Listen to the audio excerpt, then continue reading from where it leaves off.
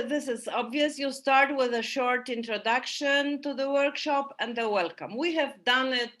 We have been doing it through also exercise with Miro, but if you are in real world, you don't have to, worry about Miro. But if you are in a world where COVID will be still ruling our life, you can also use some digital stuff. What I am showing you here is the full complete program of the workshop.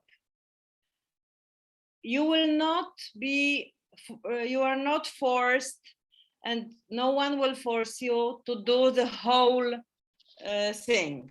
You can choose, pick the stuff which is closer to your heart, but you will also get the whole the lesson plan on civil society and some the materials, the resource materials that will be useful. We have already done point 1 and we will not be doing here the job affiliation because you have done it on Friday. I was overhearing it, so but normally if you do not work with the class that knows each other, you have to start with a short presentation. Something which I haven't done with you, but you can do it, especially when it's not a class, but people who really will be in your workshop because they are interested in transition. You can ask them to share the question that they come to this workshop with. One thing which is important at the beginning of the workshop is to really show the participants the main goals that you want to attain.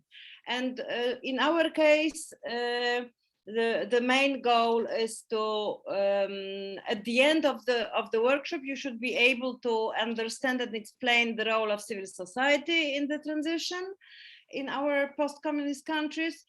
You should be also able to create your own Georgian, Belarusian, Ukrainian version of the lesson plan and of the workshop. And you should be able at least feel a bit more comfortable in planning the workshop that you are going to lead. So this is a workshop that really has a sort of a preparatory function for you, to make it easier for you. And this is this workshop is based on a transnational lesson which was produced within a program that DRA is also a leader of, and it is this lesson has 3 units, and the first unit is mostly around how civil society was functioning in the times of totalitarian regime in our countries. The second unit is mostly focusing on how it helped to overthrow communism and to begin the transition. But we have also a part which is mostly about how it's today, how it's doing today, and also how it can be, what's its future, the future of civil society, because most of us believe that without civil society, it's hard to think of a real democracy. So these are the 3 parts, and you probably either have got already the 3 units or will get it. Now, the thing which is also important, I want you to read just the key terms that we are going to work around. And this is civil society.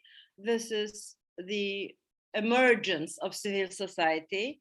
And this is interesting because some people say that civil society is always, present, but sometimes it doesn't even know itself that it exists. And the emergence means that at some points in our history, the civil society becomes really a powerful force and is visible everywhere. There is, for example, there is the trade unions, the key term, one of the key term trade unions.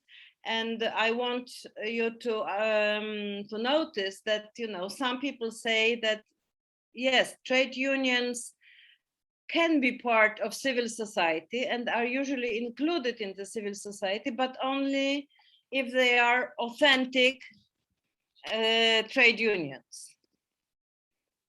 So I don't know how it's in your countries, but let's say official and the trade unions which are sponsored by the by the people in power are not real civil society. There is also a term which is civil society organizations. And do you know a difference between civil society organizations and NGOs? If you usually this difference is defined in such a way that non-governmental organizations are, every organization, every formal organization which is working in a given society can be an NGO. Civil society organizations, CSOs, you will find this abbreviation very often in many materials, are the ones that really work for democracy, that work for the things that you were writing on Miro, for free speech, for freedom of protest, for rule of law. So this is something that if you are a charity, you are not necessarily a civil society organization unless, for example, you are a charity that supports, I don't know, refugees or education of migrants, or things connected with human rights. There was no real civil society under communism. That it was not possible. So people were doing some independent things, but this was not real civil society because they were not, I don't know, in the streets. The others say, on the contrary, that this is a sort of a foundation, these small things that we do in our homes with our, close friend networks, the things that we talk about with them, sometimes the press, for example, illegal press, which was very widely distributed in many places, also in Poland, during the communist times. Very small things that people do. That this is also part of civil society, without which it can't emerge in the moments when there is a sort of a window of opportunity for the change of the system. So even from a theoretical point of view, feeling what is important is your own feeling about you being part of civil society. There is no objective criteria to this, and that's why we do not have to really discuss, who is a better member of civil society, who is worse, because different things count. And so this was a sort of an introductory part of the workshop. Introduction, but also finding out what people questions people have, and also what are their main associations in with civil society in their network, in their town, in their country. Now I will show you 3 or 4 examples of the activities which are included in the lesson plans, and all 3 lesson plans are quite long, but you can really pick some stuff and see what's interesting for you and what fits your students. For example, there is one activity, and I would like to do with you now, and this is this. Yes. This is the exercise which was proposed by one of our colleagues who was co-writing the lesson plan. The question is, you take 2 photos. One is from the false or untrue or official, let's say, civil society from the communist times, and you take another photo which is showing the true civil society. So, and the question, especially to the students, and we have done with some students and it works quite well, how do you tell that this is not a real, which one is real and which one is false? This is a question to you. Please find one reason. Tell me which is false and which is true, and try to say why you think so.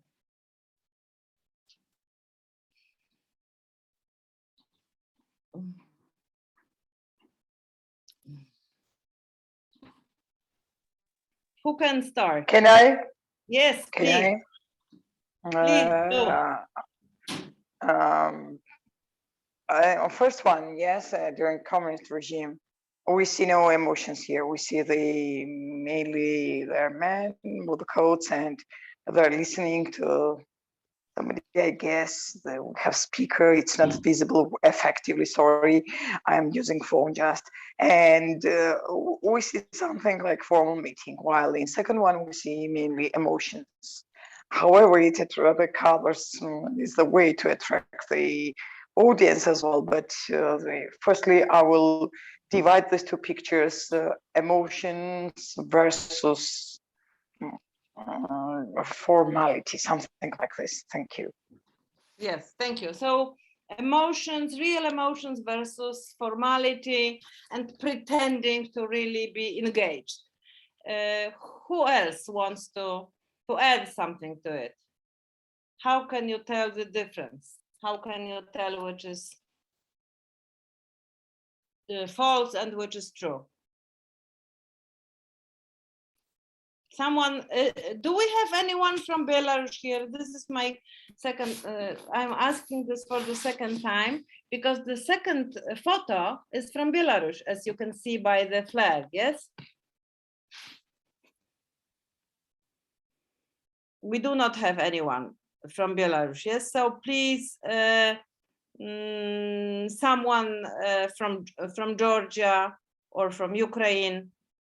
What else could you add? Because we have just one tip, how to tell a difference between a false and... Yeah, please.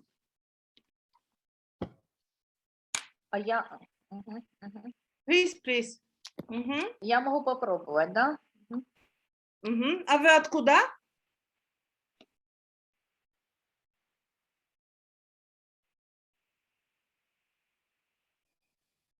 Where are you from? From which country are you?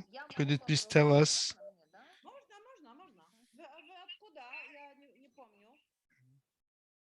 But where are you from? I don't remember your country. Please speak. I'm from Ukraine. Yes, I'm from Ukraine, and Oksana from Ukraine, and in my life it just turned out that I have been to Belarus in 2015 on a festival on non-formal education, and I had the opportunity to talk to my colleagues, and from then we kept in touch with, especially with my Belarusian speaking colleagues. So, and then I went to Belarus, and like in late April this year, when we're still studying via Zoom, I suggested to meet with my colleagues, and it was a Zoom talk on the Chernobyl tragedy and the anniversary. We were talking on how far we went into realizing what freedom is. And yes, and she told us that when you come to Kiev, you really smell the scent of freedom, and just when you lose your freedom, you realize how valuable freedom is. I mean, when I was a girl, I took part in so-called demonstrations on the 1st of May, but I enjoyed the flowers and everything, but there were no emotions, there were no real demonstrations. But if you take part in a real demonstration of people who are fighting for something, you can see it really.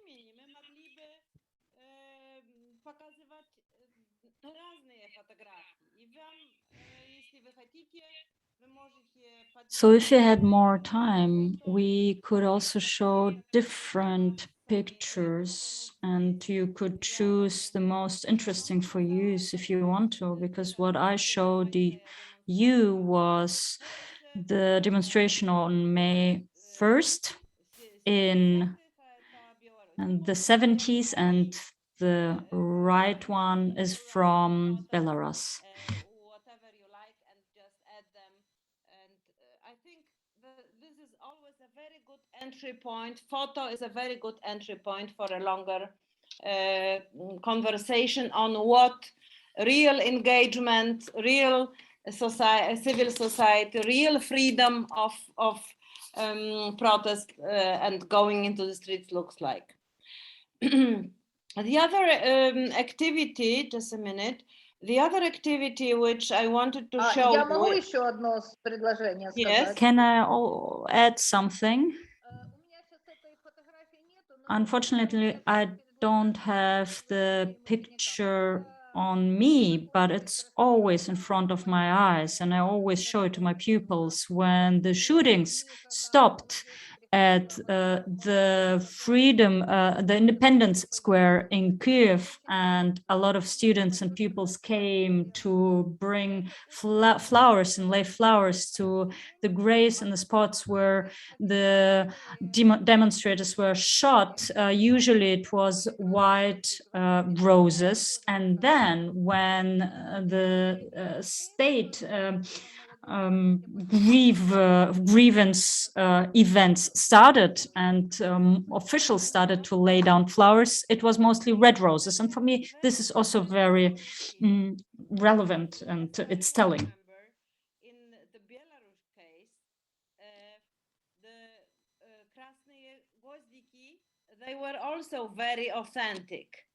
So you can see how different people can express their true feelings. And it's very interesting to see, because you can also see this is a sort of a wave that people, and someone starts this and then people follow. For example, in Poland, there were also white roses, were very popular during the protests against breaking the rule of law and, attacks on judiciary system, white roses. And they were, women with white roses were very often kept or even put into arrest for, 24 hours because they came with white roses to the protest in the middle of Warsaw. So this can find, people can find very different forms, and sometimes gwozdiki can be expression of a real emotion, and sometimes can be, like in the case that you were saying, more official and more formalized already. So I think that it's a very good idea also to analyze the symbols that people use for civil society meetings and demonstrations.